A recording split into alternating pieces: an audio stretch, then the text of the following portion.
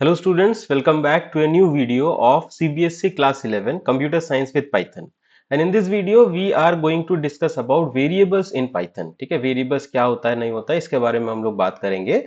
So let's first start with the learning objective. इस video के बाद आप क्या क्या सीखोगे. So पहला आपको वेरिएबल के बारे में पता चल जाएगा कि वेरिएबल क्या होता है. इसके अलावा वेरिएबल क्यों यूज करते हैं, कहाँ यूज करते हैं, पाइथन में वेरिएबल क्रिएट कैसे करते हैं हम लोग, उस वेरिएबल में वैल्यू कैसे डालते हैं, बाकी वेरिएबल मेमोरी में कैसे स्टोर होता है, and we will talk about the multiple assignment and the dynamic typing.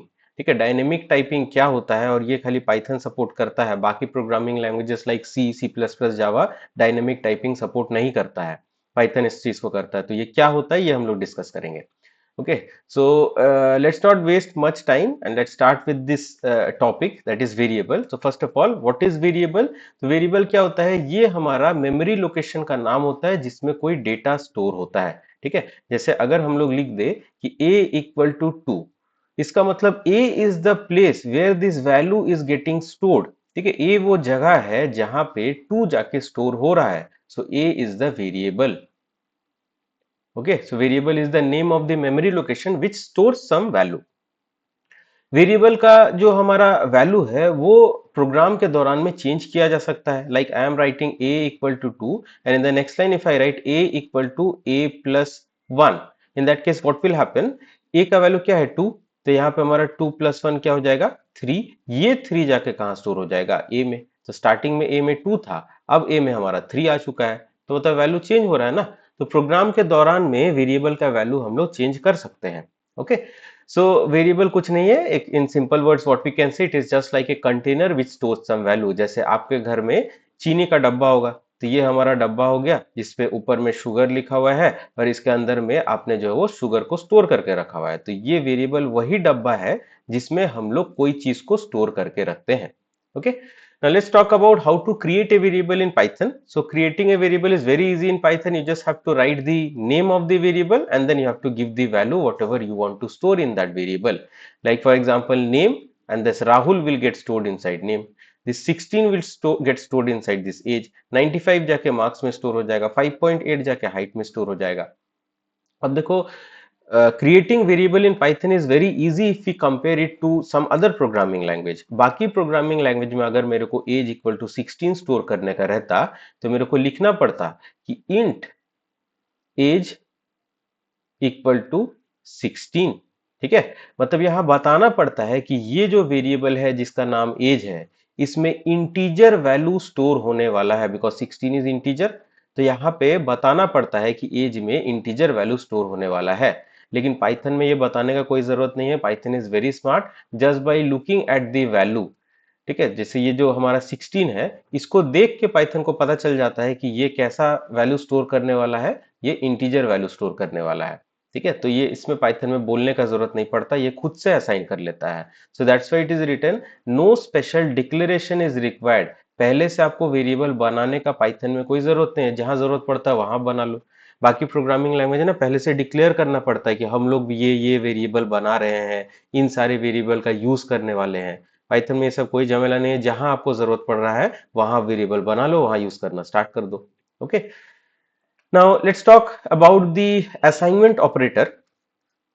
Equal to, ये इक्वल टू क्या करता है, जो वैल्यू राइट हैंड साइड में है उसको ले जाके लेफ्ट हैंड साइड में स्टोर कर देता है. For example if I having a equal to 9, right hand side में 9 है, इसको ले जाके लेफ्ट हैंड साइड में स्टोर कर देगा.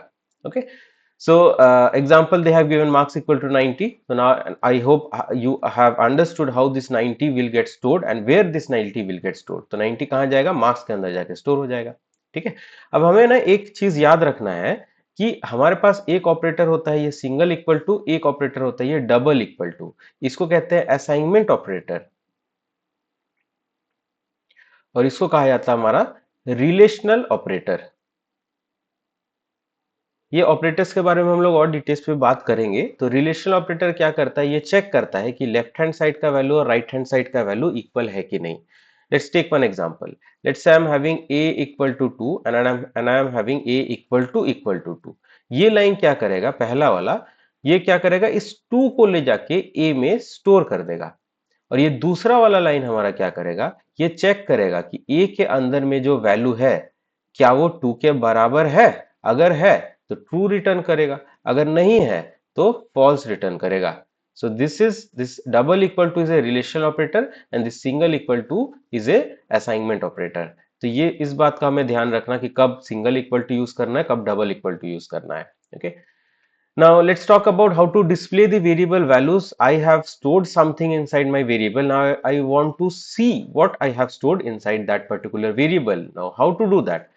So यहाँ पे हमारा क्या है कि एक वेरिएबल बनाया गया है नेम नाम का, जिसमें अमित को स्टोर किया गया है। अभी मेरे को अगर देखना है कि नेम के अंदर क्या स्टोर है, I just have to write print and inside print I have to write the variable. तो वेरिएबल का नाम नेम था, तो इसके अंदर जो भी स्टोर है अमित स्टोर है, तो हमारे स्क्रीन में ना अमित डिस्प्ले करने लग जाएगा। So this is our output. Let's take another example. 98 will get stored inside marks, और प्रिंट कर रहे हैं मार्क्स, तो स्क्रीन में क्या आएगा, मार्क्स के अंदर का वैल्यू दैट इज 98। अब एक और चीज है, अगर आप यहाँ पे डबल इन्वर्टेड कॉमा लगा देते तो आपका स्क्रीन में क्या आउटपुट आता, तो whatever you are writing within double inverted comma it gets displayed on the screen as it is. तो आपको स्क्रीन में मार्क्स दिखता, लेकिन फिलहाल हमें मार्क्स थोड़ी देखने का था, हमें तो इस वेरिएबल के अंदर का वैल्यू ना देखना था। तो आप है ना डबल इन्वर्टेड कॉमा नहीं लगाना, बस वेरिएबल का नाम लिख देना, तो वो आपको वैल्यू डिस्प्ले करवा देगा। Okay, now let's talk about variables in memory. Computer का मेमोरी में ये क्या चीज होता है, तो कंप्यूटर का मेमोरी में जैसे सिटी इक्वल टू दिल्ली है, तो मेमोरी रिप्रेजेंटेशन हो गया हमारा सिटी, इसी में वैल्यू आने वाला है, और वेरिएबल वैल्यू हमारा हो गया दिल्ली। तो ये दिल्ली जाके ये सिटी के अंदर में हमारा स्टोर हो जाएगा। ठीक है, now let's talk about the rules for naming variable. So first of all, what are variable? These are types of identifiers. And what are identifiers? Identifiers are just the name given to something. It can be variable, it can be function, modules, whatever it is. तो identifier का कुछ rule होता है, नाम देने का कुछ rule होता है, which we have already discussed in the previous video, which you can go back and watch that previous video if you have any confusion about identifiers. तो जो रूल आइडेंटिफायर्स का नाम लगा देने में यूज होता है, सेम रूल वेरिएबल का नाम देने में भी यूज होता है, because variable is nothing but A type of identifier only. So let's recall the rule. First of all, the name of the variable must start either with a letter or with underscore. इसके अलावा और किसी चीज से variable का नाम start नहीं हो सकता है। Variable name can consist of letters, it can be in upper case और lower case, small letter capital letter दोनों चलेगा। वेरिएबल का नाम में डिजिट हो सकता है, लेकिन स्टार्टिंग डिजिट से नहीं हो सकता, स्टार्टिंग या तो लेटर नहीं तो अंडरस्कोर से।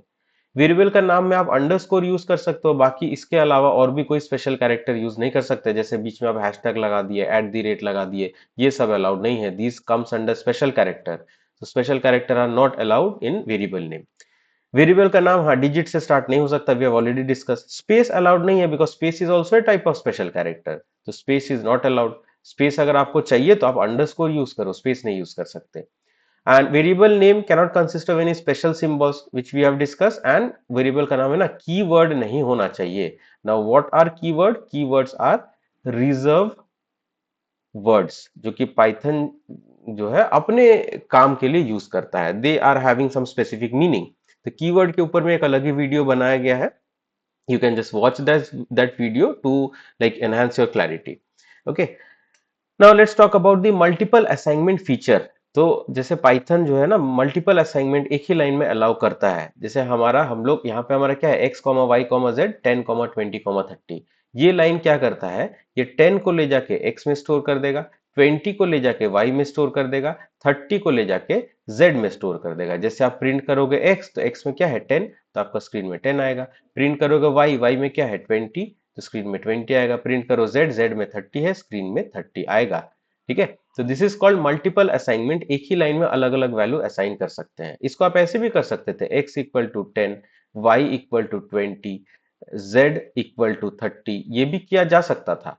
But why to take so much of trouble, why to waste 3 lines if we can write it in 1 line. x equal to sorry x comma not equal to करोगे वो तो बराबर हो जाएगा। ठीक है, so if you can write the same code in 1 line, why to waste 3 lines?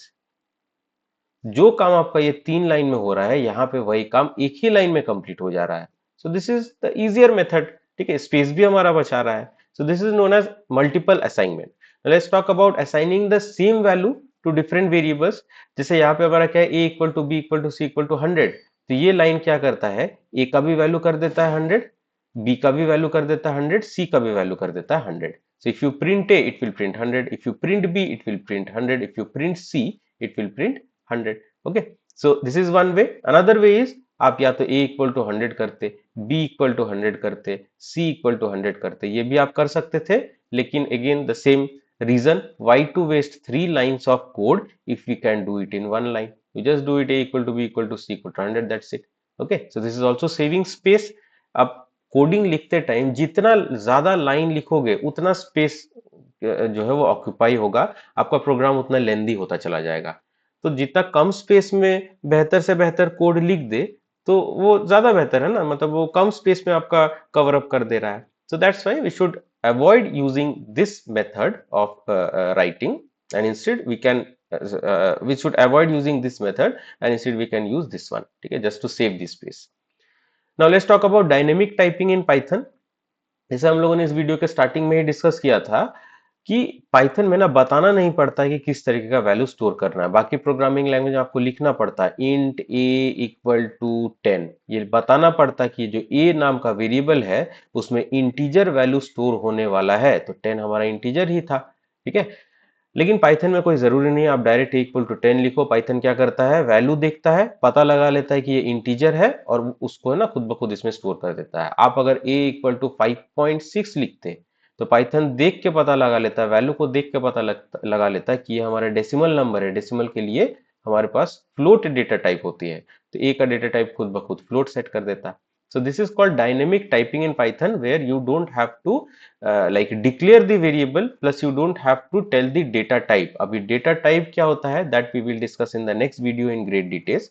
ठीक है, तो अभी के लिए बस इतना समझ लो, ये सारे हमारे डेटा टाइप है, मतलब ये डेटा टाइप बताते हैं कि किस तरीके का वैल्यू जाके स्टोर होने वाला है।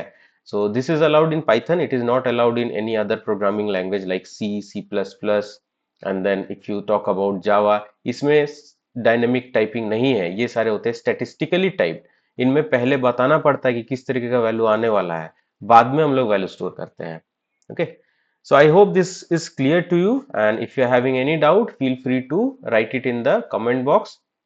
And if you like this video, just give a thumbs up and share this video with anyone whoever is in need to cover up his or her syllabus. जैसे ग्रेड 11 के जो बच्चे हैं उनका तो सिलेबस में ही है, उनके साथ शेयर कीजिए, या कोई भी ऐसा जिन जो कि पाइथन जो है वो सीखना चाह रहे हैं, you can share this video with them.